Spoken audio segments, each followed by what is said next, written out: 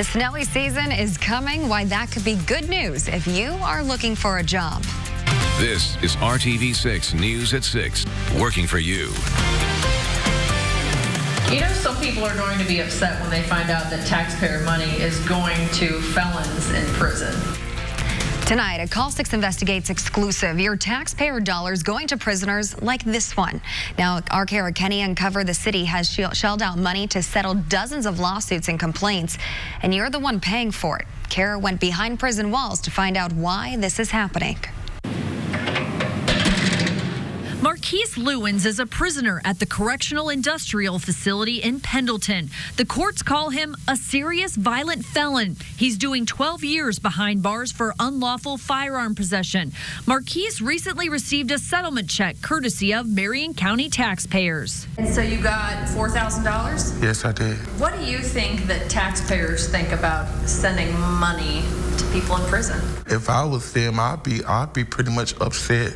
Marquise got the settlement after filing this federal lawsuit against IMPD, alleging that during a 2014 narcotics raid, an officer kicked in his teeth. It's loose still to right there, and this one's kicked out. And so you're missing teeth? That's from police kicking you? Yeah. I don't really like talking a lot because, cause my teeth are so messed up now. I went through a lot. Marquise hoped to spend the settlement money on his teeth, but that can't happen until he's out in 2028. Instead, he spent your tax dollars to pay for his mom's funeral and a little for himself. I put a little bit on my books, got like more hygiene. You know, some people are going to be upset when they find out that taxpayer money is going to felons in prison, like yourself. I mean, I could understand it, I had jobs before and I had to pay my taxes, and I wouldn't want nobody just to get no freebie off me. I ain't trying to get no freebie off anyone. We found at least 4 other examples of state prisoners who received settlement checks. Omar Greggs, in prison for burglary, got $2,100 after he claimed IMPD wrongfully seized his money. Ronald Williams, in prison for murder, got $3,500 after he said inmates assaulted him at the Marion County Jail. Santana Gray's lawsuit says he struck a deputy in the face while at the jail, and deputies retaliated by pepper spraying, kicking, and stomping on him. He got $3,500. And state prisoner Devin Bertram got $8,500 after he claimed the jail failed to give him a wheelchair or proper medical care. What do you say to people that say, how are my taxpayer dollars going to people that are in prison? If something unfortunate happens to you that you are entitled to compensation for, you're free to file that lawsuit, and your rights are just as protected as anyone else's. Donnie Morgan is corporation counsel for Indianapolis and Marion County and says settling complaints for a few $1,000s can help save taxpayer money by avoiding costly litigation and jury awards. If we do make a mistake, whether it's in medical care or some other issue, I would rather settle that case cheaply and effectively and early, as opposed to going to a trial and ended up losing maybe 10 times that amount of taxpayer money. And it's not just criminals receiving your tax dollars. We found the city's paid out more than $6.2 million in taxpayer money for 180 settlements. Some are small, like property damage caused by city vehicles or potholes. Some are much bigger, like settlements involving excessive force or police shootings that hurt or killed people. And the top type of settlement? Car crashes with city vehicles like IMPD cruisers, IFD trucks, and DPW vehicles. More than half of the settlements were for car crashes. So is this a good use of taxpayer money? Absolutely. But we at any given time have hundreds of cars on the road. I don't think it's surprising that we have, dozens of car accidents every year. Just because the city reaches a settlement doesn't mean they're admitting they're at fault. That's right. And I would actually suggest that in most instances, we probably disagree about a lot of things. Marquise Lewins wrote and filed his own complaint with the help of offenders. So what's your message to other people that might be thinking about suing the city to get money? I mean, if you feel like you in the right and they're on in the wrong, you need to pursue what you feel in your heart and just go with it. Corporation Council meets often with the mayor and other city leaders to look for ways to improve policies and training to try to avoid settlements in the first place. Under Mayor Joe Hogsett, the city has seen a 43% decrease in litigation. Amanda. Thank you, Kara. And as our Call 6 team reported, your tax dollars are paying millions of dollars in settlements. Head to the RTV6 app and the IndyChannel.com to see this video of an Indy Go bus hitting a man in the crosswalk. He is just one of hundreds who have received money. We are also streaming this entire story right now on all of your favorite devices. Just go to the RTV6 channel and watch this story. They're impacting our business every time that they steal from us. It's a crime that can cost you hundreds, if not thousands of dollars. A woman working to flip homes in the Broad Ripple area says someone has been stealing air conditioning units. She says it has happened 3 times now, and in one case, thieves even broke in and took brand new appliances as well. RTV6's Megan Sanctorum is working for you to find out how you can protect your home. This is what the side of Robin Landon's house looks like right now. You can see an empty spot where the air conditioning unit used to be and wires that have been chopped. Landon owns L2 Acquisitions and tells us she just finished flipping this home at 42nd and Ralston when the theft happened. It's kind of like, are you kidding me? This kind of theft is nothing new for her. She tells us the same thing happened at another property she was working to flip just a few blocks away. In that case, they ended up taking new appliances from inside the home as well. Landon tells us she thinks people are targeting homes that are on the market or ones that appear vacant. Unless they see some sort of sign that there's something that's going to keep them from going in, it's opportunistic. She says she's not sure who is doing this, but she's taking every measure she can to make it stop. The woman who owns this house even added a chain and concrete block to try to prevent another air conditioning unit from being stolen, but that wasn't enough. That's in addition to cameras and a security system. She thinks one of the biggest things you can do to protect yourself is get to know your neighbors. That way they see the people coming in and out. They know that the house is vacant. Most people care about their immediate areas, and if they can keep an eye on things, here's our card, let us know. Working for you, Megan Sanctorum, RTV6. And so far, no arrests have been made in this case. If you have a problem that you'd like to raise awareness about, reach out to us at workingforyou@rtv6.com. A woman is in critical condition after police say she was thrown from a vehicle during a crash and landed on the roof of a home. IMPD rushed to the 3700 block of North Parker Avenue around 12:30. That's near 38th and North Keystone Avenue on the northeast side. Witnesses told police that a car was traveling north on Parker Avenue when the driver lost control, hit a parked vehicle, and went airborne, flipping into a house. Investigators say the driver was thrown onto the roof of the home. That woman is in critical condition. Medics also took a toddler and a 6-week-old to the hospital. They are expected to be okay. A silver alert out of northern Indiana. Police are looking for a missing 6-year-old whom investigators say may be in extreme danger. Layla Vaney was last seen in New Haven near Fort Wayne around 8:30 last night. Authorities believe Layla may be with Leon Vaney in a black 2014 Jeep Grand Cherokee with a New Jersey license plate. The license plate number is C82LRH. Again, that's a New Jersey plate. Police believe Layla is in extreme danger. If you have any information where Layla might be, call police. Tonight, investigators are looking for the cause of a fire that destroyed a building that's home to a Southside Indianapolis business. Smoke could be seen for miles away after the fire broke out at Contractors Plus Services on East Murray Street near Madison Avenue. The Indianapolis Fire Department says metal, wood, and propane tanks were among the items inside that business. No one was hurt. The cause of the fire is still unclear. With record-breaking homicides over the past few years, public safety is one of the top issues on voters' minds when they head to the polls next week. Indianapolis currently stands at more than 125 criminal homicides in 2019, but this number is still lower than where we were a year ago. We spoke to all 3 Indianapolis mayoral candidates about what they would do about the city's homicides over the next 4 years if elected.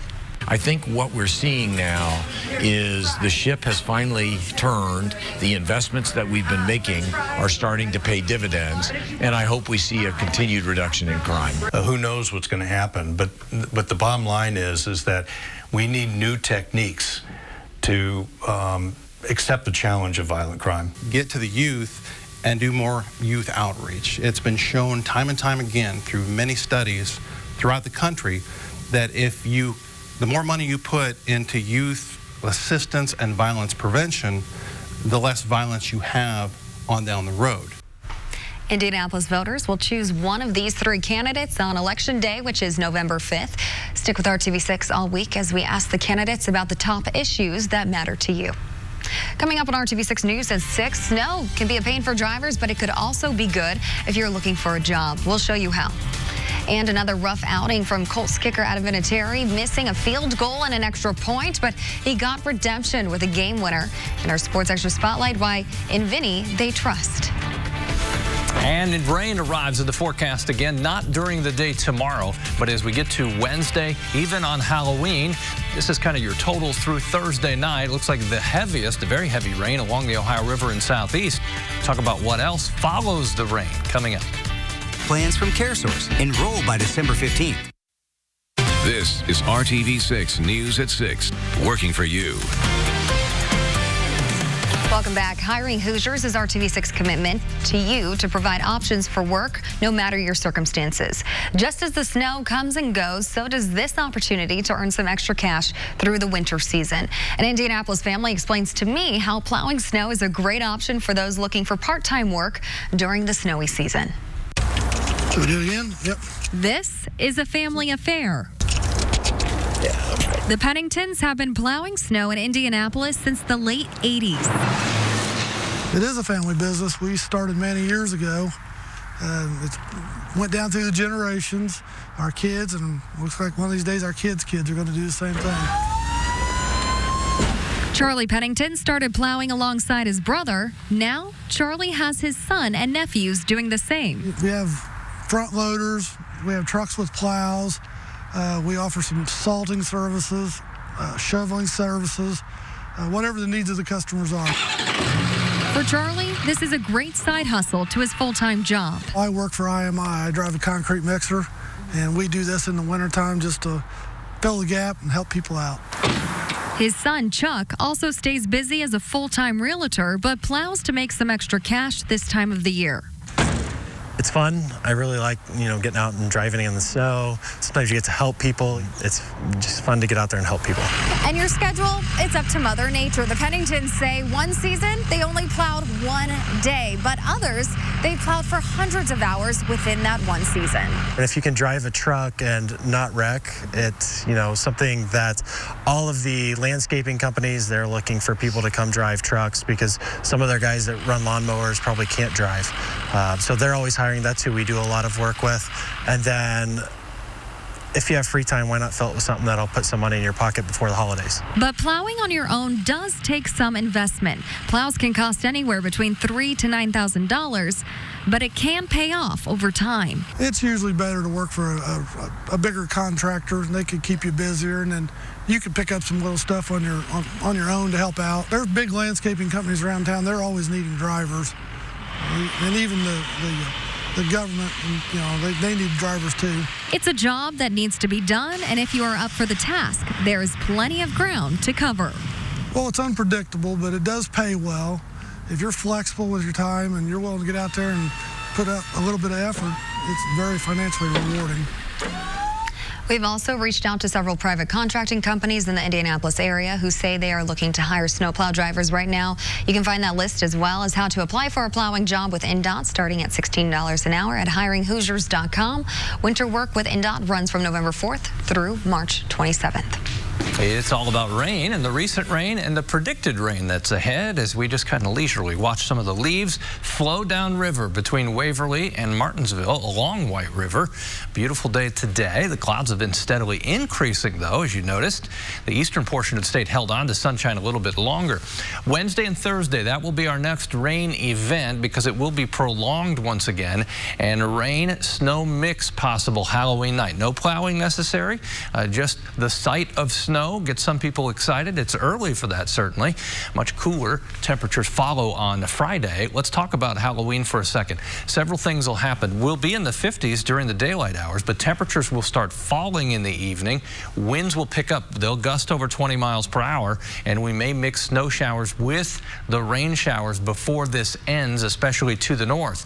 This is what it shows at 5 o'clock with some light snow showers on the backside of this, the rain starting to pull away. The race is on for the cold air to catch then the rain as it's departing and pulls away to the north and east. Once that happens, we'll shut down any rain-snow mix and just focus on colder temperatures.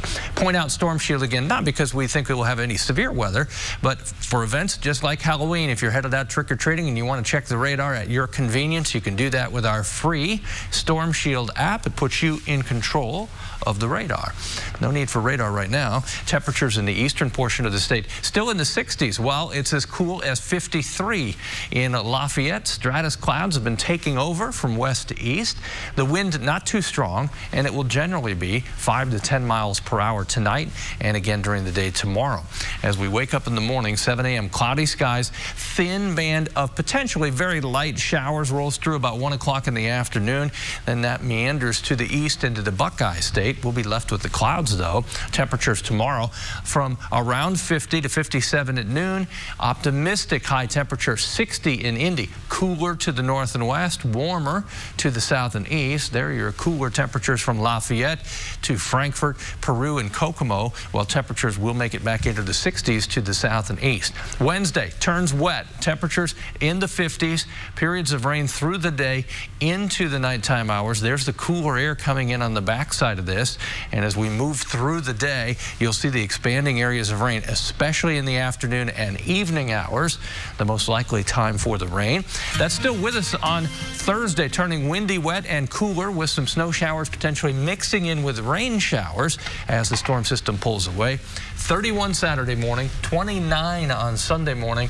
We will have freezing temperatures over the weekend. That's Indianapolis. Outlying areas will be cooler than that. Ooh, those are some new cold numbers for us. Yes. All right, thanks, Kev. And we are doing something new here on RTV6 News at 6, and we need your help. It's our photo of the day. And to get us started, we asked our photographers to get involved and snap some great pics. Here's today's RTV6 photo of the day, a small scarecrow next to a pumpkin and some rustled leaves. That's a classic look of fall. And a reminder that Halloween is only 3 days away. RTV6 photojournalist Jason Strong took this picture, but we want your photos. If we choose your photo, we will air it on the news at 6. You can email us your photo of the day to news@wrtv.com, or you can use social. Post your picture to the RTV6 Facebook, Twitter, or Instagram pages. It's always so fun to see everybody's pictures from the day. You probably get a lot of weather. Now you're getting a lot of dogs. Dogs, and then they're getting dressed up for Halloween as well. So creative pictures are always welcome. Yes, we want to see them. All right, we have Dave first joining us. Hey, Dave.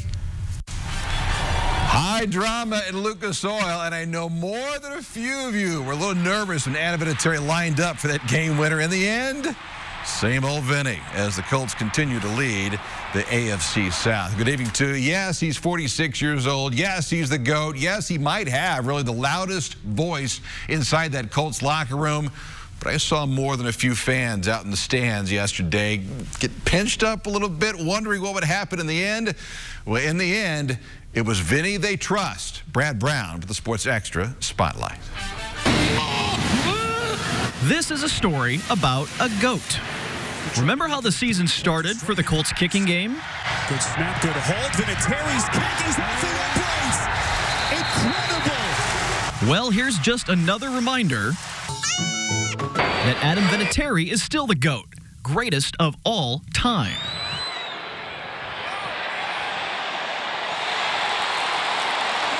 You look a guy in the eye, you know this is the greatest kicker of all time. I see what he does every day in practice. There's so much, our team has so much belief and confidence in him. Sunday's game was a microcosm of the season, but at the end, with the game on the line, Vinny did what Vinny does. It wasn't an issue that we weren't going to have enough distance. It was just a matter of hitting a clean ball and getting it where it's supposed to go. When Vinny trots out for a game winner, what do you guys think? Game. I mean, what a luxury to have a Hall of Famer on your team. Absolutely. He's the GOAT, man. He's the GOAT for a reason. And, you know, our job was to get him down there in perfect position, and he came through again. Credit to him. I mean, this game is humbling. It really is. And sometimes it just knocks you down, and it can be in the course of a game. And to have the mental toughness that Adam has to bounce back and nail that thing was awesome. Keep in mind, there are several Colts players that weren't even born when Vinatieri started his pro career. I've been Adam Vinatieri since I was young, so I mean, I take his coaching any way I can, on the field, off the field, whatever. I don't care if he's like, but if you kick it this way, whatever. Hey, listen, all right, Adam, I'm gonna do it. I'm gonna do it. There will be more big kicks and surely a few misses, but the Colts GOAT won't likely be put out to pasture anytime soon. Brad Brown, RTV6 Sports. And it is on to Pittsburgh this coming Sunday. Meanwhile, Pacers back at it. 2 games down in the 82-game schedule. Still looking for win number 1. Could come tonight. They get a rematch with the Pistons, a team they just lost to in the opener last week. Best highlights for you tonight on the news at 11 o'clock. All right, finally tonight, first and foremost, from the World Series, and decision time for a fan in the left center field. Top of the second, Yordan Alvarez, 2-run blast that made it 2-0 Astros. Watch the replay here. There's a fan out there. His hands are full. 2 16-ounce beers. Can't drop that. So he plays the home run off his chest. He's still got the ball. Everybody got a good laugh. There it is. It's a financial decision, right? You got about $30 in beers and a World Series ball. What are you going to do? He chose the tall boys. By the way, Game 6 tomorrow night in Houston. The news at 6 continues after this. That's the benefit of Medicare from Anthem. You know what's ahead? Time change when you go to bed Saturday night into Sunday morning. Oh, yeah. Always a good reminder. It is. We'll be right back with the news at 7. Thanks for joining us.